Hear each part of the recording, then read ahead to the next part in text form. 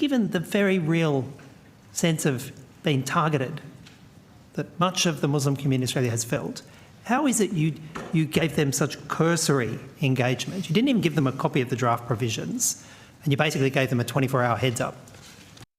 Could I ask some questions about the Combating Anti-Semitism, Hate and Extremism Bill? There is very real concern in the community about the extent and the reach of this bill.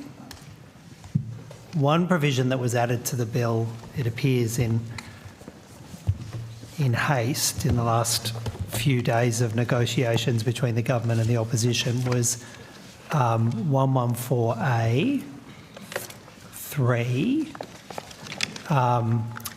which included in the definition of hate crime a series of offences under state and territory laws. And I think there are 1, 2, 3, 4, 5, 6, 7 different state and territory offences which were roped in. Are you aware of that provision? Yes. Yep. Mr. G, again, I don't think the microphone's picking up your answers. Yes. Yep. And that wasn't included in the original draft, was it? It was added in at some point in the parliamentary week. Is that right? That's correct. All right.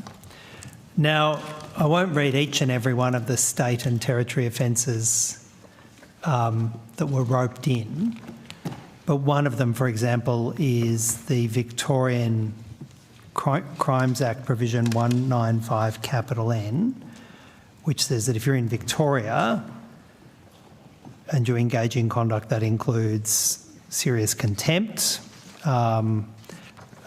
towards another person based on one of their protected attributes, that can be a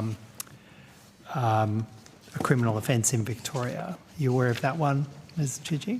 Yes. All right. So if you live outside of Victoria,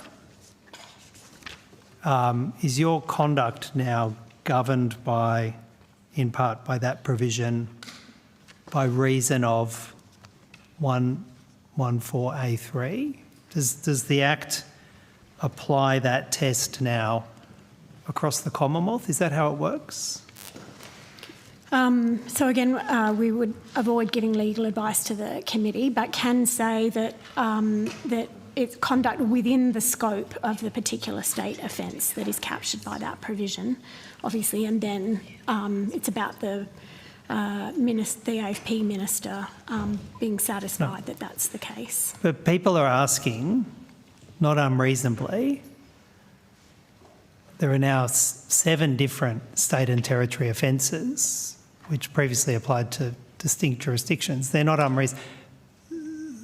People in New South Wales are asking now, is their conduct going to be governed by laws that previously only applied in Victoria?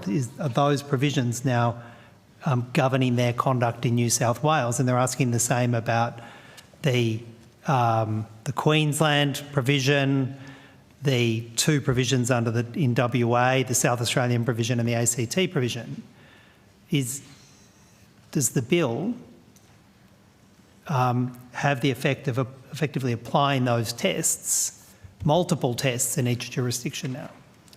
So to take you to the wording of subsection 2 that defines hate crime as conduct that involves publicly inciting hatred of another person because of race, national, ethnic origin, and would constitute an offence against a provision of a law of a state as set out in that. So it has to be conduct that would constitute one of those offences within the terms of those offences. Well, because of the territorial application of state and territory laws, there are 2 ways of reading that. If it would only constitute an offence if you did it in Victoria, because that's the extent of the reach of that Victorian provision under the Crimes Act.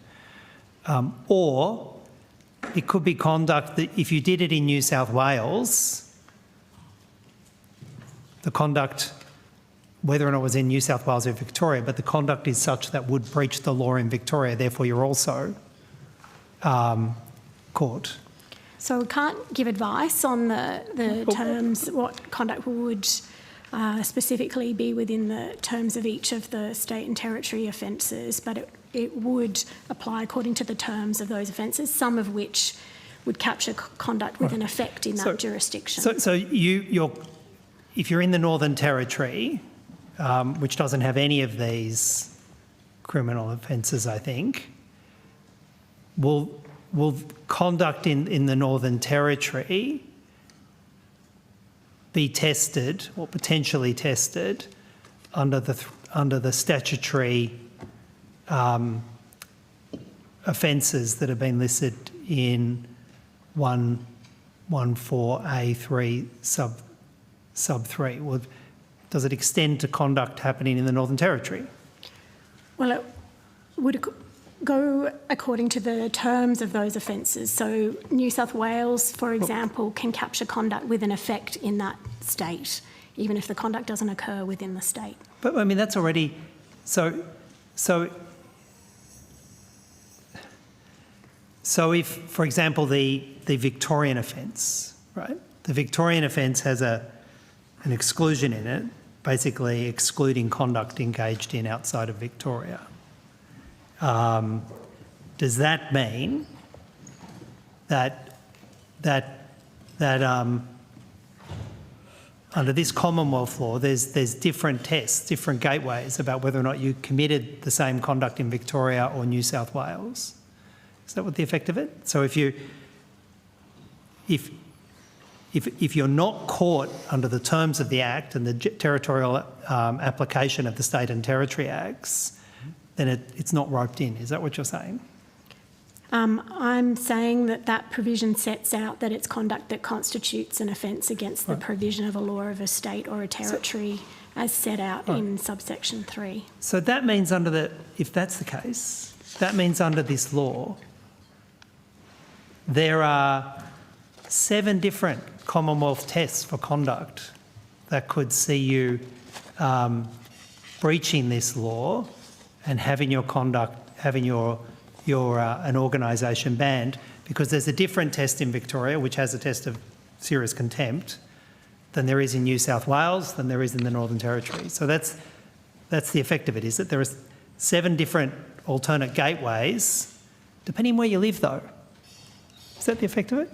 No, because as I've said, that's not, taking the New South Wales provision as an example, it could capture conduct outside New South Wales with an effect in New South Wales. Yeah. So, but if you did the conduct in New South Wales, let's take the Victorian one. If you did this serious conduct that meets the serious contempt threshold in Victoria and it impacts in Victoria, then it's covered by the Victorian Act. If you did it in New South Wales and you were targeting people in Victoria, then it might cover the Victorian Act. But if you did it in Queensland, targeting people in Queensland, it doesn't meet the test. That's the effect of your answers, Ms. Gigi. Well, I don't have all of the state provisions in front of me, but obviously they certainly overlap for conduct. Are there other examples that you can point to where the Commonwealth has passed a law which is putting 7 different thresholds, 7 different legal tests for breaches of a Commonwealth Act dependent upon which state or territory you live in? Can you point to other examples where you've done this? Senator, the other thing I would take you to is this is just one aspect of all the considerations that apply as part of the listing process. Well, we may get to them. I'm asking you about this one, though. I'm asking you about this one. Can you point to another example where the Commonwealth has provided for, in this case, fairly extreme powers to ban and criminalise organisations, to criminalise membership of organisations, where there is a different test, 7 different tests being applied in the 7 different state and territory jurisdictions across the country? Can you point to another example where the Commonwealth's done this? I'm going to indicate I'm going to rotate the call after your response to this question. We'd need to take that on notice. Thank you, Senator Shoebridge. Can I go back to the Combating Anti-Semitism, Hate and Extremism Act? I'll ask through you, Secretary, but there may be officials who can answer it more clearly. Which non-government stakeholders were provided with the draft bill before it was tabled in Parliament. Senator, I will defer to Ms Chidgey or Ms Sanders or Mr Muffet, who had the lead. I was involved in one consultation, but they did most. Sure. I'm happy if Mr Muffet's got the list there. Just trying to find it.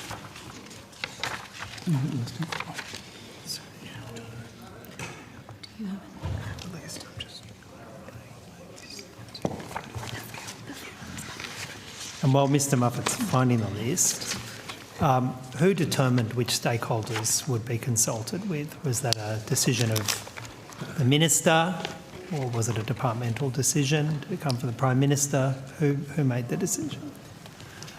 Ministers determined groups that were consulted.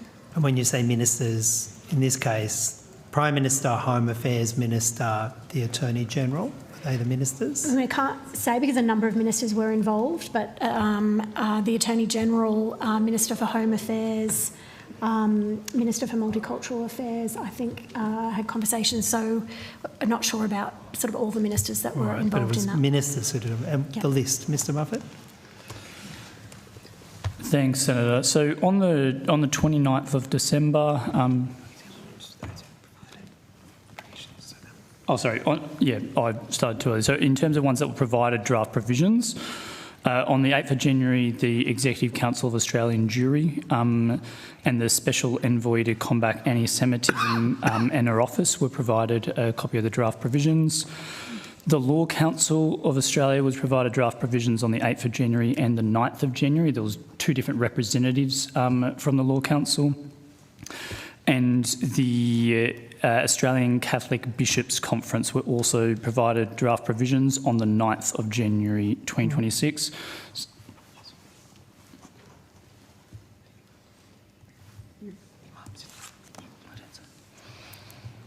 That's it? That was the list of stakeholders who were provided the provisions that related to the hate crimes component of the bill prior to the exposure draft being made public through the referral to PJCIS. And are any of you able to shed light on why none of the ministers thought, for example, the National Council of Imams or other religions weren't consulted?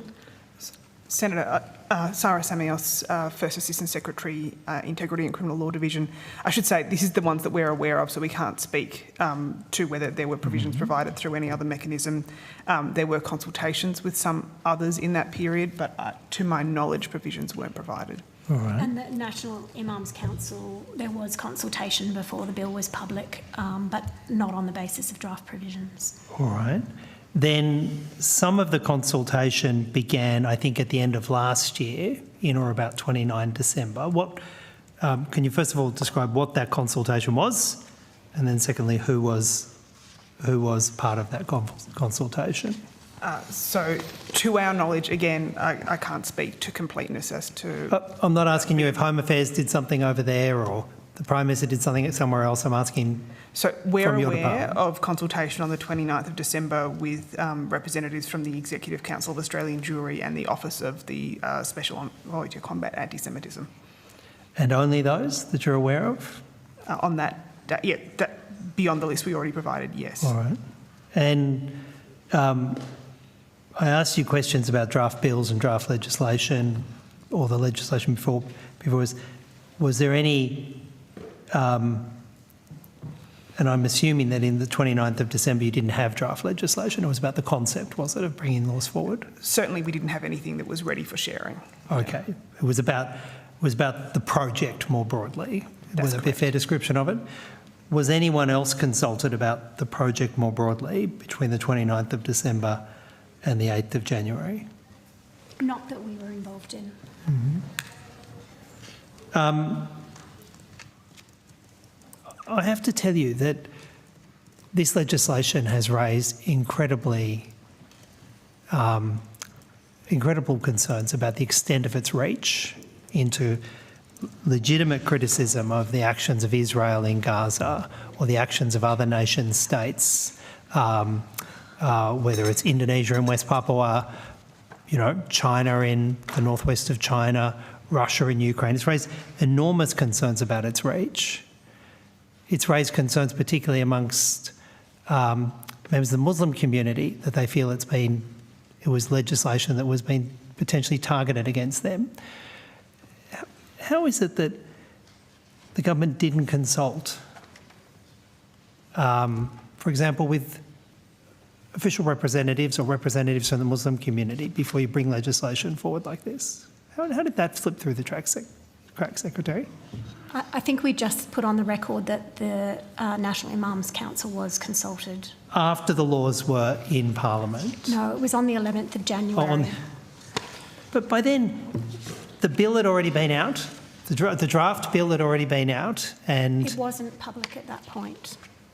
when did it become public? It became public on the 12th, so it was referred to PJS in the afternoon. That was prior to it being made public. I think our evidence was that they weren't consulted on the provisions of the bill, but they were consulted on the policy of what was contained in it. So on the day before the bill came out, unlike other groups that got actually consultation on the provisions of the bill, they were consulted about the fact that something was about to happen, but they weren't given a copy of any draft provisions. Is that right? In the consultation that we were involved in, that's correct. All right. We've said we know that ministers were engaging directly themselves, so we can't comment across the board. All right. So how, given the very real sense of being targeted that much of the Muslim community in Australia has felt, how is it you gave them such cursory engagement? You didn't even give them a copy of the draft provisions, and you basically gave them a 24-hour heads up. How is that reasonable? There was also a Parliamentary Joint Committee on Intelligence and Security inquiry that accepted public submissions and considered those as well. Which I think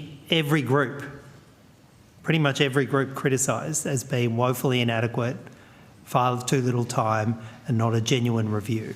You're aware of those criticisms of that process, aren't you, Ms Chidgey? We're aware of that, and the government has obviously made clear that it was committed to acting with urgency in response. Ms Chidgey, I'm not holding you responsible as a member of the public service for the decisions the government made. I want to be clear. You do what you're directed to do by the executive. I'm not holding you responsible for it, but I'm asking if you're aware of those criticisms.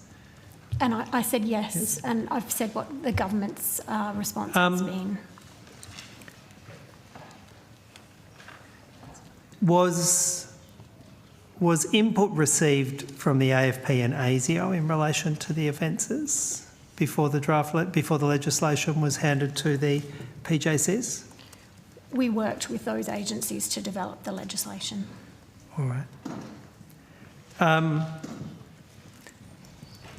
Secretary, what safeguards are there in this legislation to ensure that peaceful protests and advocacy concerning Palestine, Israel and other international justice issues are not caught up in this and are not potentially criminalising groups and by dint of that criminalising membership of those groups? And I reference you to the Attorney General's failure to rule out criticism of Israel triggering this in her public media following the passing of the bill.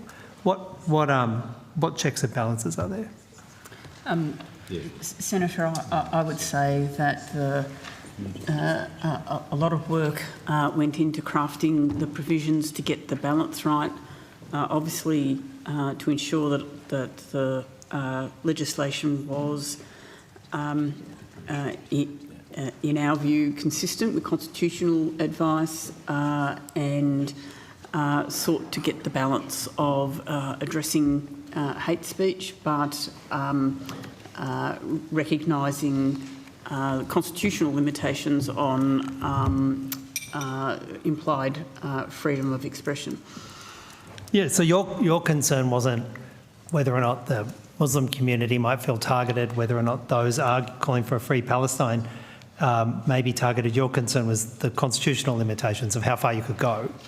Was that the restraint, the constitutional restraint, not the social unease? So, Senator, obviously there were consultation processes that did occur. And for any criminal legislation, we obviously also take into account whether legislation has sufficient and appropriate thresholds to criminalise the conduct of individuals, as well as also considering that range of constitutional factors, including the implied freedom of political communication. All right. Secretary, in case my earlier questions somehow missed something, because some were in reference to broader consultation, some were in reference to the bill, I'll perhaps ask a general question. Will you table a list of all non-government stakeholders consulted from the 29th of December to the passage of the legislation on the bill, and the dates of the consultation and the nature of the material consulted on and shared? So, Senator, the department can take on notice those consultations that it has knowledge of, of course. I'm very happy to take that on notice. Yes. All right. Thank you.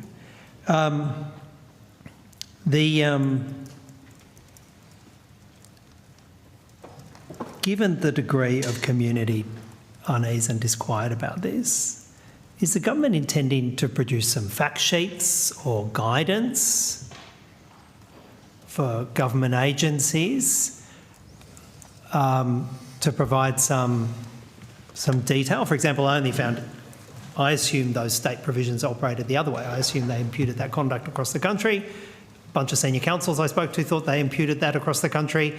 Ms Gigi now tells they didn't. If senior council are being confused about the application, I can tell you now that the community's confused. Will you provide some fact sheets and guidance material? So we don't produce legal advice on provisions that we administer, but I mean there are areas with the bill where we would produce some information, for example, on hate symbols, but we don't provide legal advice in general to the community. Well, I'm not asking for legal advice, but surely government has a process where you pass an incredibly complex pieces of legislation where there's like 7, 8, 9, 10 different gateways to find an organisation prohibited and prescribed under this. Surely the government has some guidance to ASIO and Home Affairs. Surely you go through that sort of sensible administrative process, don't you? So those agencies seek legal advice where they need to do so. There was also quite a comprehensive explanatory memorandum with the bill. Yeah. So the short answer is you're not intending to produce, your department's not intending to produce any such fact sheets or guidance for the community, notwithstanding the fact that the community has no idea what's going to be roped in and they're deeply anxious about it. We'd mentioned that we're looking at guidance on hate symbols. Yes, but hate symbols are defined list. But apart from symbols, notwithstanding the degree of anxiety in the community, the fear about what is or isn't being caught, statements from the Attorney-General that criticism of Israel may see your organisation banned, you're not intending to try and sort out any of that or provide advice or guidance for the community. That's where we've landed. Senator, if it assists, so following the passage of the hate crimes bill back in February 2025, we published a series of information and fact sheets on our website, which gives further context to those. We are in the process of doing the same for this bill as well. Just wanted to flag too, so that would cover the new aggravated offences that complement those existing advocating and threatening violence offences, as well as an explainer on the new hate groups listing framework. So we're in the process of developing that. That will go up on our website alongside the sort of fact sheets and explainer material for the other recently passed offences. Where there was a lot of concern was around the racial vilification offence, which the government had proposed in the exposure draft. As you're well aware, that was removed from the bill that was introduced. So the guidance will focus on the measures that were passed by Parliament. Yes. Thanks, Ms. Muppet. That was actually useful. But I want you to not be under any misapprehension. There is incredible unease in the community about the prescription powers and what conduct will be a gateway to seeing your organisation banned, whether standing up and saying human rights should be respected across all of Israel and the occupied West Bank and occupied Gaza, whether or not that'll see you go to see your organisation banned and you potentially go to jail. I can tell you there's huge concern about that. I understand that, and to build off Ms Chidgey's evidence earlier, those provisions you were discussing go to the listing threshold. They are one component of the listing threshold. They themselves don't make offences. Really, what it's saying is if the minister is satisfied that the group is engaging in conduct that is one of those state offences, as well as those additional layers on top of that where that conduct is not only a state offence but involves inciting hatred based on race, national, ethnic origin, and a reasonable person of the targeted group would feel fear. Noting those elements are not present in all of those state laws, it actually adds that as additional factor on top.